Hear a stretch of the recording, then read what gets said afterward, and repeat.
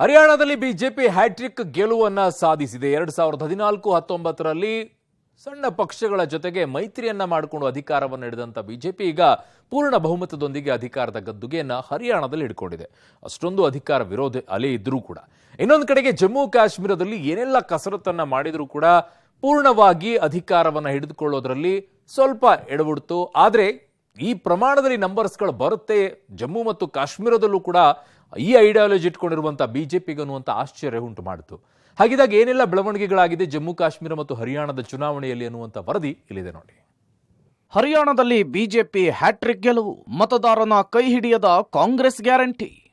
ಲೋಕಸಭಾ ಚುನಾವಣೆಯ ಬಳಿಕ ನಡೆದ ಹರಿಯಾಣ ಜಮ್ಮು ಕಾಶ್ಮೀರ ರಾಜ್ಯಗಳ ಚುನಾವಣಾ ಫಲಿತಾಂಶ ಹೊರಬಿದ್ದಿದೆ. ಈ ಬಾರಿ ಹರಿಯಾಣದಲ್ಲಿ ಕಾಂಗ್ರೆಸ್ ಸರ್ಕಾರವೇ ಬರಲಿದೆ ಎಂಬ ಲೆಕ್ಕಾಚಾರ ಉಲ್ಟಾ ಆಗಿದೆ. ಮತಗಟ್ಟೆಯ ಸಮೀಕ್ಷೆಗಳು ಊಹಿಸಿದಂತೆ ನಡೆಯಲಿಲ್ಲ. ಹರಿಯಾಣದಲ್ಲಿ ಬಿಜೆಪಿ ಅಭೂತಪೂರ್ವ ಗೆಲುವನ್ನು ಸಾಧಿಸಿ ಹ್ಯಾಟ್ರಿಕ್ ಜಯವನ್ನು ಸಂಪಾದಿಸಿದೆ. ಜವಾನ್, ಕಿಸಾನ್ ಮತ್ತು ಪೈಲ್ವಾನ್ ಫೈಟ್ನಲ್ಲಿ ಬಿಜೆಪಿ ಗೆದ್ದು ಬೀಗಿದೆ. ಕಾಂಗ್ರೆಸ್ ಕಂಗಾಲಾಗಿದ್ರೆ ಬಿಜೆಪಿ ಅಕ್ಷರಶಃ ಕಮಾಲ್ ಮಾಡಿದೆ. ಸತತ 3ನೇ ಬಾರಿ ಅಧಿಕಾರಕ್ಕೆ ಬರುವುದರ ಜೊತೆಗೆ ಬಿಜೆಪಿ ನಾಯಕರು ಹರಿಯಾಣದಲ್ಲಿ ಹೊಸ ಇತಿಹಾಸವನ್ನೇ ಸೃಷ್ಟಿ ಮಾಡಿದ್ದಾರೆ.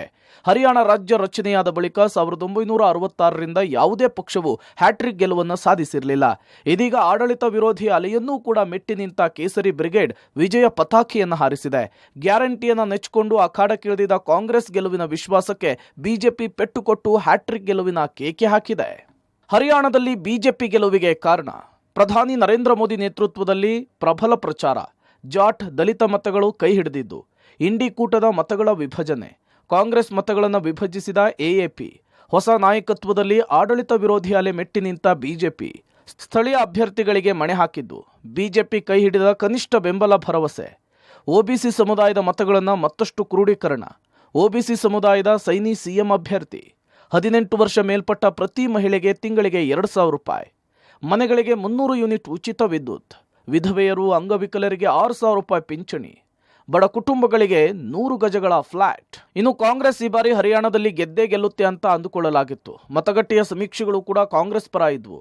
ಆದರೆ ಎಲ್ಲಾ ಲೆಕ್ಕಾಚಾರಗಳು ಉಲ್ಟಾ ಆಗಿದೆ. ಆಡಳಿತ ವಿರೋಧಿ ಅಲೆಯನ್ನ ಮೆಟ್ಟಿ ನಿಂತ CM Nayab Singh Saini BJP hat trick ಗೆಲುವಿಗೆ ಕಾರಣರಾಗಿದ್ದಾರೆ. ಇನ್ನು ಪಿಎಂ ಆದಿಯಾಗಿ ಎಲ್ಲಾ ಬಿಜೆಪಿ ನಾಯಕರು ಕರ್ನಾಟಕದ ವಿದ್ಯಮಾನವನ್ನ ಬಳಸಿಕೊಂಡಿದ್ರು. ಚುನಾವಣೆಯ ವೇಳೆಯೇ ಮೂಡಾ ಮತ್ತು ವಾಲ್ಮೀಕಿ ನಿಗಮದ ಹಗರಣವನ್ನ ಪ್ರಸ್ತಾಪಿಸಿದ್ರು. ಅಂದಹಾಗೆ ಕಾಂಗ್ರೆಸ್ ಸೋಲಿಗೆ ಕಾರಣ ಏನು ಅಂತ ನೋಡೋದಾದ್ರೆ, ಹರಿಯಾಣದಲ್ಲಿ ಕಾಂಗ್ರೆಸ್ ಸೋಲಿಗೆ ಕಾರಣ ರಾಹುಲ್ ಗಾಂಧಿ ಮೀಸಲಾತಿ ಹೇಳಿಕೆ, ದಲಿತರು ಜಾಟ್ ಸಮುದಾಯದ ಮತಗಳು ಕೈತಪ್ಪಿದ್ದು, ಇಂಡಿ ಕೂಟದ ಮತಗಳ ಇಬ್ಬಾಗ, ಕಾಂಗ್ರೆಸ್ ಮತಗಳನ್ನು ಸೆಳೆಯುವಲ್ಲಿ ಎಎಪಿ ಯಶಸ್ವಿ, ಕಾಂಗ್ರೆಸ್ ನಾಯಕರಲ್ಲಿ ಆಂತರಿಕ ಕಿತ್ತಾಟ, ಕಾಂಗ್ರೆಸ್ ಕೈ ಹಿಡಿದ ಗ್ಯಾರಂಟಿ ಸ್ಕೀಮ್, 7 ಗ್ಯಾರಂಟಿ ಘೋಷಿಸಿದರೂ ಬೆಂಬಲಿಸದ ಮತದಾರರು, ಗೆದ್ದು ಬೀಗಿದ ವಿನೇಶ್ ಫೊಗಾಟ್. ಅಂತಾರಾಷ್ಟ್ರೀಯ ಕುಸ್ತಿಪಟು ವಿನೇಶ್ ಫೊಗಾಟ್ ಜಯವನ್ನು ದಾಖಲಿಸಿದ್ದಾರೆ. ಪ್ಯಾರಿಸ್ನ ಒಲಿಂಪಿಕ್ಸ್ನಲ್ಲಿ ಚಿನ್ನದ ಪದಕದಿಂದ ವಂಚಿತಗೊಂಡಿದ್ದ ವಿನೇಶ್ ಫೊಗಾಟ್ ಕಾಂಗ್ರೆಸ್ಗೆ ಸೇರಿ ಜುಲಾನಾ ಕ್ಷೇತ್ರದಲ್ಲಿ ಚುನಾವಣೆಗೆ ಸ್ಪರ್ಧಿಸಿ ರೋಚಕ ಜಯವನ್ನ ದಾಖಲಿಸಿದ್ದಾರೆ. ಕಣಿವೆ ರಾಜ್ಯದ ಕಿಂಗ್ ಆದ ನ್ಯಾಷನಲ್ ಕಾನ್ಫರೆನ್ಸ್ 6ನೇ ಸ್ಥಾನ ಗೆದ್ದರೂ ಅಧಿಕಾರಕ್ಕೆ ಬಂದ ಕಾಂಗ್ರೆಸ್. ಇತ್ತ ಜಮ್ಮು ಕಾಶ್ಮೀರದಲ್ಲಿ 10 ವರ್ಷಗಳ ಬಳಿಕ ನಡೆದ ವಿಧಾನಸಭಾ ಚುನಾವಣೆಯಲ್ಲಿ ಇಂಡಿ ಒಕ್ಕೂಟ ಗೆದ್ದು ಬೀಗಿದೆ. ಅದರಲ್ಲೂ ಒಮರ್ ಅಬ್ದುಲ್ಲಾ ನೇತೃತ್ವದ ಜಮ್ಮು ಕಾಶ್ಮೀರದ ನ್ಯಾಷನಲ್ ಕಾನ್ಫರೆನ್ಸ್ ಅಧಿಕಾರದ ಚುಕ್ಕಾಣಿ ಹಿಡಿದಿದೆ. ಹೂವಿನೊಂದಿಗೆ ನಾರು ಸ್ವರ್ಗ ಸೇರಿತು ಎಂಬಂತೆ ಕಾಂಗ್ರೆಸ್ ಪಕ್ಷ ಕೂಡ ಅಧಿಕಾರಕ್ಕೆ ಏರ್ತಿದೆ. ಇನ್ನು ಬಿಜೆಪಿ ಸೋತ್ರು ಮತದಾರರ ಮನಗೆಲ್ಲುವಲ್ಲಿ ಸಕ್ಸಸ್ ಆಗಿದೆ. ಮುಸ್ಲಿಂ ಬಾಹೆಯುಳ್ಳ ಪ್ರದೇಶಗಳಲ್ಲೂ ಕೂಡ ಬಿಜೆಪಿ ಅಭ್ಯರ್ಥಿಗಳು ಗೆಲುವಿನ ನಗೆ ಬೀರಿದ್ದಾರೆ. ಕಾಶ್ಮೀರದಲ್ಲಿ ಬಿಜೆಪಿಗೆ ಸೋಲ ಗೆಲುವ, ಕಳೆದ ಬಾರಿಗಿಂತ ಬಿಜೆಪಿಗೆ ಮತಗಳಿಕೆ ಹೆಚ್ಚು, ಅಧಿಕಾರ ಸಿಗದಿದ್ರೂ ಕಾಶ್ಮೀರ ಜನತೆಯ ವಿಶ್ವಾಸ ಗಳಿಸುವಲ್ಲಿ ಯಶಸ್ವಿ. ಮುಸ್ಲಿಂ ಬಾಹ್ಯುಳ್ಳ ಪ್ರದೇಶಗಳಲ್ಲೂ ಕೂಡ ಬಿಜೆಪಿ ಅಭ್ಯರ್ಥಿಯ ಗೆಲುವು. ಕುಶ್ವಾರದಲ್ಲಿ ಬಿಜೆಪಿ ಪರಿಹಾರ್ ಗೆಲುವು.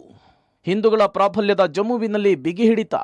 ಒಟ್ನಲ್ಲಿ ಬಿಜೆಪಿಗೆ ಹರಿಯಾಣದಲ್ಲಿ ಹ್ಯಾಟ್ರಿಕ್ ಜಯ ಸಿಕ್ಕರೆ ಜಮ್ಮು ಕಾಶ್ಮೀರದಲ್ಲಿ ಮುಸ್ಲಿಂ ಪ್ರಾಬಲ್ಯವಿರುವ ಕ್ಷೇತ್ರದಲ್ಲೂ ಕೂಡ ಬಿಜೆಪಿ ಮೋಡಿ ಮಾಡಿದೆ. 2 ರಾಜ್ಯಗಳ ಫಲಿತಾಂಶ ಮಹಾರಾಷ್ಟ್ರ ಚುನಾವಣೆಗೆ ಯಾವ ರೀತಿ ಪರಿಣಾಮ ಬೀರುತ್ತೆ ಅನ್ನೋದು ಸದ್ಯಕ್ಕಿರುವಂತಹ ಪ್ರಶ್ನೆ. News desk, public TV.